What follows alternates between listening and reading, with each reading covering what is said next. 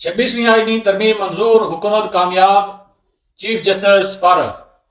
मुल्ला फजल Rahman PTI को मनाने में क्यों कामयाब नहीं हुए? सूदी निज़ाम का खात्मा, तरमीम मंजूर हो गई। क्या मंसूर अली शाह फारूक और जस्टिस यहिया अफरीदी नए चीफ जस्टिस होंगे? अस्सलाम वालेकुम नाज़रीन, मैं हूं आपका मेज़बान उमर फारूक और आप देख रहे हैं मेरा यूट्यूब चैनल आगाही 313। 26वीं आईनी तरमीम सेनेट से मंजूर हो गई। हुकूमत को 65 वोट मिले। अपोजिशन ने सिर्फ पहली शिक पर 4 वोट मुखालफत में दिए। उसके बाद पीटीआई, एमडब्ल्यूएम और बाकी जो अपोजिशन के अरकान थे वो वॉकआउट करके, बाइकाट करके ऐवान से चले गए। इस वक्त जब मैं प्रोग्राम कर रहा हूँ, इस वक्त कौमी असम्बली में ये 26वीं आईनी तरमीम पेश कर दी गई है और वहां पे वोटिंग का अमल जारी है। और जिस तरह सेनेट में हुकूमत के पास सिर्फ 58 मेंबरान थे, जेयूआई के 5 और 2 वोट बीएनपी मैंगल के उनको मिले और 65 वोटों की भारी अक्सरियत के साथ 2/3 अक्सरियत के लिए हुकूमत को 64 वोट चाहिए थे, जबकि हुकूमत ने 65 वोटों के साथ 26वीं आईनी तरमीम की 22 शिकें मंजूर कर ली हैं। और अब यह मामला कौमी असम्बली में चला गया है। कौमी असम्बली से मंजूर होने के बाद ये कल तक मेरे ख्याल में कानून बनकर सामने आ जाएगा। नाज़रीन, आपको बताऊंगा कि इस सारे मामले में हुआ क्या है, मौलाना फजल रहमान का क्या किरदार था, मौलाना फजल रहमान ने हासिल क्या किया, और सबसे बड़ी बात कि अब अदलिया के हवाले से होगा क्या, कैसे चीफ जस्टिस का तकर्रर होगा और आईनी बेंच होगी, आईनी अदालत होगी, क्या होगा, इस सारे पे मैं आपसे आज बात करूंगा। तवील मशावरत, दर्जनों मुलाकातों, मुतादिद इजलासों के बाद बिल आखिर हुकूमत 26वीं आईनी तरमीम न सिर्फ उस पर मुत्तफिक हुई बल्कि इसको कामयाब कराने में भी पास कराने में भी कामयाब हो गई। आखिरी दिन से पहले कल यानी हफ्ते वाले दिन सेनेट का इजलास 3 बार उसका वक्त तब्दील किया गया। कौमी असम्बली का इजलास भी बार बार मुलतवी होता रहा। काबीना इजलास भी कल 3 बार मुलतवी हुआ और बिल आखिर ये मामला आज इतवार की जो शाम जाकर अपने इंतहा को पहुंचा। और मौलाना फजल रहमान ने टाइम दिया था इतवार तक कि हो सकता है कि वो पीटीआई को मनाने में कामयाब हो जाए, मगर पीटीआई नहीं मानी। इसकी क्या वजह थी? इससे कबल आपको बताता चलूं कि नून लीग पीपल्स पार्टी और जेयूआई के दरमियान आईनी तरमीम के हवाले से जो मसौदात का तबादला होता रहा, ये गुज़िश्ता 1-1.5 माह की प्रैक्टिस थी। मसौदात में मुत्तफिका शिकें शामिल करने के लिए सदर, वज़ीर-ए-आज़म समेत आला हुकाम को बार बार मौलाना के घर के तवाफ करना पड़े।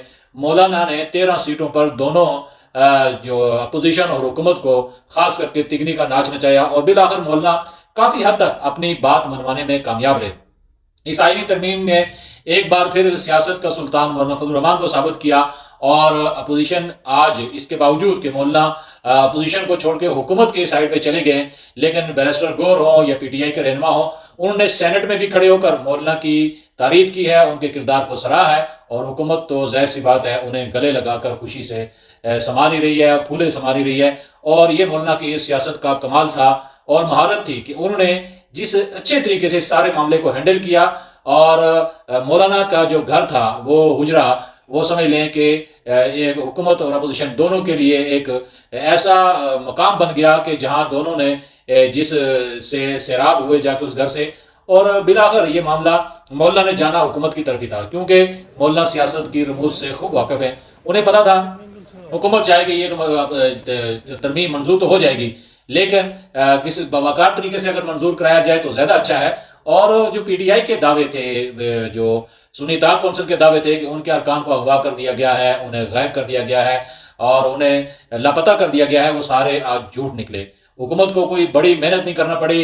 इलेक्शन मैंने आपको पहले बताया था कि हुकूमत के पास 2-3 ऑप्शन थे। एक तो ये था कि इलेक्शन कमीशन स्पीकर कौमी असम्बली के खत पर मखसूस नशिस्तों के हवाले से जो फैसला है सुप्रीम कोर्ट का, उसको मुस्तरद करते हुए जो कानून बनाया गया है मखसूस नशिस्तों के हवाले से, उस पर अमल करते हुए दोबारा से वो नशिस्तें नून लीग पार्टी को दे देती तो हुकूमत को 2/3 अक्सरियत हासिल हो जानी थी। दूसरा रास्ता ये था कि पीटीआई या इनके तमाम वारकीन को अगवा करके लाता पता करके उनको लाया जाता असम्बली में और वो वोट देते। तीसरा रास्ता ये था कि 63A का फैसला चूंकि अब आ चुका है, उसके तहत जो लोग मैनेज कर लेती हुकूमत जिन लोगों को, तो वो वोट तो दे देते, उनका वोट शुमार हो जाता अगरचे वो नायल हो जाते, लेकिन हुकूमत ने उससे बेहतर रास्ता अपनाया और अपने तमाम कार्ड्स अपने पास रखे। और पीटीआई ने हमेशा की तरह वही खेल खेला जो उसका वतीरा रहा है। मौलाना फजल रहमान के जरिए उन्होंने अपने मुतालबात और तजावीज़ शामिल कराने की कोशिशें की। मौलाना से मिन्नत समाजी करके हुकूमत से रिलीफ हासिल करवाने की कोशिश की। पीटीआई के रहनुमाओं की ख्वाहिश ये थी कि किसी न किसी तरह जस्टिस मंसूर अली शाह को चीफ जस्टिस लगाया जाए और मौजूदा तरमीम में नए चीफ जस्टिस की तकर्री का जो इतलाक है वो जस्टिस मंसूर पर न किया जाए। हुकूमत ने यह मुतालबा एक हद तक तस्लीम करने की हामी भी भर ली थी, मगर गुज़िश्ता रोज अडियाला जेल में पीटीआई के रहनुमाओं से जो मुलाकात हुई تو عمران خان نے پی ٹی آئی کے رہنماؤں کو نہ صرف کوسا بلکہ وہ ان پر برس پڑے۔ عمران خان نے پارٹی رہنماؤں کو سخت باتیں سنائی، گالیاں تک دی۔ عمران خان نے حسب معمول جیل میں کہا کہ میں جیل میں پڑا ہوں اور تمہیں ترمیم کی پڑی ہوئی ہے، جب تک میں باہر نہیں آتا تو اس وقت تک کوئی ترمیم، کسی ترمیم کی حمایت نہیں کی جائے گی۔ 33 منٹ سے زائد رہنے والی اس ملاقات میں عمران خان نے ترمیم کے متعلق کوئی بات نہیں کی۔ انہیں صرف یہ فکر تھی کہ ان کی رہائی کے لیے آپ کیوں نہیں احتجاج کر رہے، آپ نے شنگھائی تعاون کے اجلاس کے موقع پر کیوں احتجاج ملتوی کیا، اور میری رہائی کے لیے جو تحریک شروع ہوئی تھی اس میں آپ کیوں نہیں لوگوں کو نکالنے میں کامیاب ہو رہے۔ عمران خان اور پی ٹی آئی کا صرف مسئلہ عمران خان ہے کہ وہ جیل سے کب کس صورت میں باہر آئے۔ ہاں، آج ہم بات کریں گے کہ مولانا کے مطالبات کیا تھے۔ اس وقت سب سے بڑی بات یہ کی جا رہی ہے کہ مولانا کے مطالبات کیا تھے۔ تو سب سے بڑا مطالبہ مولانا کا یہ تھا کہ 2028 تک سود فری ریاست بنانے کے لیے آرٹیکل 38 میں ترمیم کی جائے، اور یہ ترمیم جو ہے سینٹ اجلاس میں سینیٹر کامران مرتضیٰ نے پیش کی، جو متفقہ طور پر 65 کے 65 اراکین نے منظور کر لی۔ اسی طرح یہ بھی کہا گیا تھا کہ جے یو آئی کی تجویز کے مطابق ہر قسم کے سود سے پاک اسلامی مالیاتی نظام متعارف کروایا جائے۔ وفاقی وزیر قانون نے پہلے یہ کہہ دیا تھا کہ جے یو آئی کی 5 تجاویز ہیں، جس میں سود سے متعلق تجویز کو آئینی ترمیم میں شامل کرنا۔ سپریم کورٹ نے بھی سود کے خاتمے سے متعلق پہلے ہی فیصلہ دے چکی ہے، تو اب یہ ترمیم منظور کر لی کہ 1 جنوری 2028 سے سودی نظام کا خاتمہ کر دیا جائے گا۔ اس کے ساتھ ساتھ ایک تجویز یہ بھی تھی جے یو آئی کی جو شامل کر لی گئی تھی ترمیم میں، کہ وفاقی شرعی عدالت کے ججوں کی تقرری کے بارے میں ایک شامل کی گئی۔ اسی طرح اسلامی نظریاتی کونسل کی سفارشات پر عمل درآمد کا دورانیہ 2 سال سے کم کر کے 1 سال کی یہ ترمیم تھی، یہ بھی منظور کر لی گئی۔ اور اسلامی نظریاتی کونسل کو کوئی بھی بل بھیجنے کے لیے اس سے پہلے سینٹ یا قومی اسمبلی سے 40% ارکان کی حمایت لازمی ہوتی تھی، اب وہ کم کر کے 25% کر دی گئی، یہ بھی منظور کر لی گئی۔ اور وزیر قانون اس کے علاوہ سینیٹر کامران مرتضیٰ نے 3 سے 4 تجاویز پیش کی، اور باقی جو تجاویز تھی وہ وزیر قانون نے پیش کی۔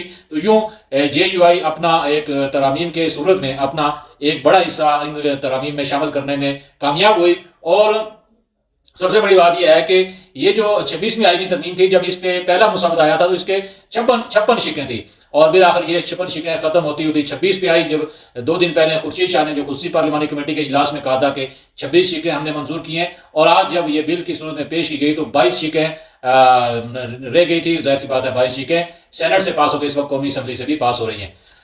حکمران پاکستان جماعت جو ہے پاکستان مسلم لیگ اور پاکستان پیپلز پارٹی کے آئین میں ترامیم کے ذریعے ایک آئینی عدالت کے قیام کی خواہاں تھی، تاہم جمعیت علماء اسلام آئینی عدالت کے قیام کے بجائے آئینی بینچ کے حوالے سے مطالبہ کر رہی تھی، اور جے یو آئی کی یہ تجویز بھی مان لی گئی۔ پاکستان تحریک انصاف بھی عدالت کے قیام کے نئی عدالت کے قیام کے حق میں نہیں تھی، اور وہ بھی آئینی بینچ کے حق میں تھے، لیکن عمران خان نے ان کے تمام محنت پر پانی پھیر دیا۔ انہوں نے جتنی ملاقاتیں کی تھی مولا فضل الرحمان سے، انہوں نے اس میں بہت ساری اچھی باتیں کی بھی تھی اور بہت ساری چیزیں تجاویز رکھی بھی تھی، لیکن وہ اپنی بات عمران خان سے منوانے میں کامیاب نہیں رہے۔ خلاصہ کلام یہ ہے کہ عمران خان ان پہ حاوی رہے، اور پوری جو پاکستان تحریک انصاف کی پارٹی تھی وہ بے بس نظر آئی۔ اب میں آپ کو بتاتا چلوں کہ اس 26ویں جو ترمیم منظور ہوئی ہے اس میں ہے کیا اور کیا ہوگا۔ جو سینٹ سے جو مسودہ منظور ہوا، اور اس سے پہلے وفاقی کابینہ کے اجلاس میں جو منظور ہوا، اس میں سپریم کورٹ سمیت اعلیٰ عدالتوں میں ججز کی تعیناتی کے حوالے سے تبدیلی کی گئی ہے آرٹیکل 175A میں، جس کے تحت سپریم کورٹ کے ججز کی تعیناتی کے لیے جوڈیشل کمیشن کی تشکیل نو کی جائے گی۔ چیف جسٹس جوڈیشل کمیشن کے سربراہ ہوں گے۔ سپریم کورٹ کے 4 سینئر ترین ججز جوڈیشل کمیشن کے ارکان ہوں گے۔ جوڈیشل کمیشن میں وفاقی وزیر قانون، attorney general, Pakistan bar council کا ایک نمائندہ شامل ہوگا۔ اس کے علاوہ قومی اسمبلی اور سینٹ سے 2 ارکان جوڈیشل کمیشن کے رکن ہوں گے۔ جوڈیشل کمیشن میں قومی اسمبلی اور سینٹ کے میں سے حکومت اور اپوزیشن کا ایک نمائندہ ہوگا۔ ایک سینٹ اور ایک رکن قومی اسمبلی کا نام وزیر اعظم، جبکہ ایک سینٹ اور ایک رکن قومی اسمبلی کا نام قومی اسمبلی میں قائد حزب اختلاف دیں گے۔ اس کے علاوہ مسودے کے جو منظور ہوا اس کے مطابق ججز تعیناتی کے کمیشن میں ایک خاتون یا غیر مسلم رکن بھی شامل ہوگا۔ یہ خاتون یا غیر مسلم سینٹ میں ٹیکنوکریٹ الیکشن لڑنے کا اہل ہونا چاہیے، اس کی یہ اہلیت رکھی گئی ہے، اور ایسی خاتون یا غیر مسلم بطور رکن تقرری چیئرمین سینٹ کریں گے۔ اس ترمیم میں یہ بھی ہے کہ ججز کی تقرری سے متعلق پارلیمانی کمیٹی 12 ارکان پر مشتمل ہوگی، جن میں سے 8 کا تعلق قومی اسمبلی اور 4 کا تعلق سینٹ سے ہوگا۔ تو اس ترمیم میں یہ بھی کہا گیا ہے کہ سپریم کورٹ میں سینئر جج کو بطور چیف جسٹس تعینات کرنے کے بجائے، یہ سب سے اہم جو تبدیلی ہے جو کی گئی ہے اور ترمیم کی گئی ہے، کہ سپریم کورٹ میں سینئر جج کو بطور چیف جسٹس تعینات کرنے کے بجائے 3 نام پارلیمانی کمیٹی کو بھیجے جائیں گے، اور 12 رکنی کمیٹی ان ناموں میں سے ایک نام کو چوز کر کے اس میں سے چیف جسٹس کو نام فائنل کرے گی اور اس کو تعینات کرنے کی سفارش کرے گی، جس کے بعد وزیر اعظم اس ضمن میں صدر کو نوٹیفکیشن جاری کرنے کی سفارش کریں گے۔ کسی جج کے انکار کی صورت میں اگلے سینئر ترین جج کا نام زیر غور لایا جائے گا اور چیف جسٹس آف پاکستان کی مدت 3 سال کے لیے ہوگی۔ اب یہ جو تجویز اور یہ جو ترمیم منظور ہوئی ہے، اس کی منظوری سے ہمیں تو یہ لگ رہا ہے کہ جسٹس منصور علی شاہ اور جسٹس منیب اختر دونوں فارغ ہونے جا رہے ہیں، اور چونکہ 3 ججوں کا جو پینل جائے گا اس میں تیسرے نمبر پر جسٹس یحییٰ آفریدی ہوں گے، اور ان تینوں میں سے پارلیمانی کمیٹی جو بنے گی میرے خیال میں 22 یا 23 تاریخ کو وہ سفارش کر دے گی جسٹس یحییٰ آفریدی کے نام پر، اور اگر جسٹس یحییٰ آفریدی نے اس پہ انکار کر دیا پھر جسٹس امین الدین پاکستان سپریم کورٹ کے چیف جسٹس بن سکتے ہیں۔ جسٹس منصور علی شاہ اور جسٹس منیب اختر کا جو کردار تھا، اور انہوں نے جس طرح آئین کو وائلیشن کرتے ہوئے ایسے فیصلے دیے جو اس انصاف کے پیمانے پر کسی طرح بھی نہیں اترتے تھے، انہیں اس کی سزا مل گئی ہے۔ اس کے ساتھ ساتھ چیف جسٹس کی عمر کی بالائی حد 65 سال مقرر کی گئی ہے۔ چیف جسٹس کے عہدے کی مدت 3 سال کے لیے ہوگی، اور اگر کوئی چیف جسٹس سے لیے اپنی ریٹائرمنٹ کی عمر یعنی 65 سال تک نہیں پہنچتا تو پھر بھی اسے بطور چیف جسٹس 3 سال کی مدت پوری ہونے کے بعد ریٹائر سمجھا جائے گا، صرف 3 سال کے لیے۔ جس طرح آرمی چیف کی تقرری 3 سال کے لیے ہوتی ہے، اسی طرح چیف جسٹس کی تقرری 3 سال کے لیے ہوگی۔ اس میں یہ بھی کہا گیا ہے کہ اگر ہائی کورٹ کے کسی جج کی کارکردگی بہتر نہیں تو سپریم جوڈیشل کونسل میں اس جج کو اپنی کارکردگی بہتر بنانے کے لیے وقت دے گی، اور اگر مقررہ مدت سے مذکورہ جج اپنی کارکردگی کی بہتری نہیں لا سکتا تو پھر یہ معاملہ سپریم جوڈیشل کونسل کو بھیجا جائے گا اور وہ دیکھے گی۔ یہ بھی ہے کہ جوڈیشل کونسل میں ججز کی کارکردگی کو جانچنے کے لیے ایک الگ سے قواعد و ضوابط تشکیل دیے جائیں گے۔ اس ترمیم میں سپریم کورٹ کے از خود نوٹس لینے کے اختیار کو محدود نہیں بلکہ ختم کر دیا گیا ہے، اور اس کے متعلق جو قانون 184 کی سب کلاز 3 میں ترمیم کی گئی ہے، اور کہا گیا ہے کہ سپریم کورٹ کسی بھی معاملے میں نہ کوئی نوٹس لے سکتی ہے اور نہ ہی کسی بھی ادارے کو کوئی ڈائریکشن دے سکتی ہے۔ اس مسودے میں یہ بھی کہا گیا ہے کہ پریکٹس اینڈ پروسیجر ایکٹ کے تحت قائم ہونے والی سپریم کورٹ کے ججز کی 3 رکنی کمیٹی نوٹس لینے یا نہ لینے کے بارے میں اب فیصلہ کرے گی، یعنی بے مہار چیف جسٹس کا وہ جو اختیار تھا اس کو ختم کر دیا گیا ہے۔ اب یہ نہیں ہو سکتا کہ خان صاحب کو گرفتار کیا جائے اور آپ از خود نوٹس لے کے اس کو رہا کر کے جیل کے بجائے آپ کہیں اس کو ریسٹ ہاؤس میں بھیج دیں۔ ترمیم کے مطابق جو نئی ترمیم ہوئی ہے، آرٹیکل 184 کے تحت از خود نوٹس کا اختیار آئینی بینچز کے پاس ہوگا۔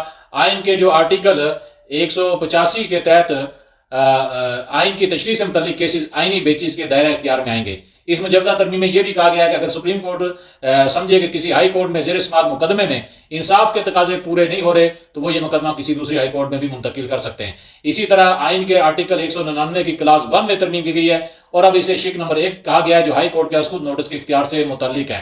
اس ترمیم میں کہا گیا ہے کہ ہائی کورٹ کسی بھی معاملے میں نہ کوئی از خود نوٹس لے سکتی ہے نہ کسی ادارے کو کوئی ہدایت دے سکتی ہے۔ اسی طرح آئین کے آرٹیکل 203 میں ڈی میں ترمیم کی گئی ہے جس کے تحت کسی بھی اپیل کو متعلقہ عدالت 12 ماہ کے اندر نمٹانے کی پابند ہے۔ سپیڈی ٹرائل کا جو ایک مطالبہ تھا عوام کا وہ بھی پورا کیا گیا ہے۔ 26ویں ترمیم سے متعلق پارلیمان کی خصوصی کمیٹی کے متفقہ مسودے میں آئین کے آرٹیکل 191 ایک اضافے کی تجویز تھی۔ یہ آئین کے آرٹیکل آئینی بینچوں کے تشکیل سے متعلق ہے، جس میں کہا گیا ہے کہ آئینی بینچوں کی تعداد اور ان کی مدت کا فیصلہ سپریم جوڈیشل کونسل کرے گی۔ جوڈیشل کمیشن ان آئینی بینچوں میں تمام صوبوں سے تعلق رکھنے والے ججز کی برابر نمائندگی کو یقینی بنائے گا۔ ترمیم میں یہ بھی کہا گیا ہے کہ اس آئینی بینچ کے پاس موجود اختیارات کسی دوسرے بینچ کو تفویض نہیں کیے جائیں سکتے۔ سپریم کورٹ اس آئینی بینچ کے تمام صوبوں کی یکساں نمائندگی ہوگی اور یہ بینچ آئین سے متعلق کسی بھی معاملے کی سماعت کر سکے گا۔ اس ترمیم میں یہ بھی کہا گیا ہے کہ ججز کی تعیناتی سے متعلق جوڈیشل کمیشن میں ہونے والی کارروائی ان کیمرہ ہوگی تاکہ اس کا ریکارڈ رکھا جائے گا۔ کہ یہ بھی کہا گیا ہے کہ سمندر پار پاکستانیوں کو الیکشن لڑنے کی اجازت دی جائے گی، اور اس ترمیم میں سپریم کورٹ اور صوبائی سطح پر آئینی بینچوں کا میکنزم بھی بنایا گیا ہے، اور کہا گیا ہے صوبوں میں آئینی بینچوں پر عمل درآمد کے لیے متعلقہ صوبائی اسمبلیاں سادہ اکثریت سے اس کی منظوری دی جائے گی۔ اور تجویز یہ پی پی کی جانب سے تجویز پیش کی گئی تھی، اور اس کے ساتھ ساتھ یہ بھی اس نئی ترمیم میں آیا ہے کہ اگر اس صوبے کی ہائی کورٹ کی آئینی بینچ تشکیل دینا چاہے تو وہ کر سکے گی۔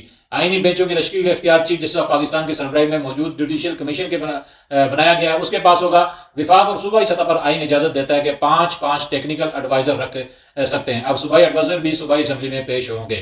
تو یوں ناظرین، یہ جو 26ویں ترمیم کا اونٹ تھا وہ ایک کروٹ بیٹھ گیا ہے۔ حکومت کے لیے یہ اس لیے درد سر تھا کہ حکومت کو 22 اکتوبر سے پہلے یہ قانون سازی کر کے نیا قانون بنانا تھا، چونکہ نئے چیف جسٹس کا تقرر 25 سے پہلے اس کا اعلان کرنا ہے۔ تو یوں آج قومی اسمبلی سے منظور ہونے کے بعد حکومت نے وہ قانون بنا لیا ہے جس کے لیے وہ تگ و دو کر رہے تھے، اور اس میں پی ٹی آئی اور عمران خان کو بری طرح شکست کا سامنا کرنا پڑا۔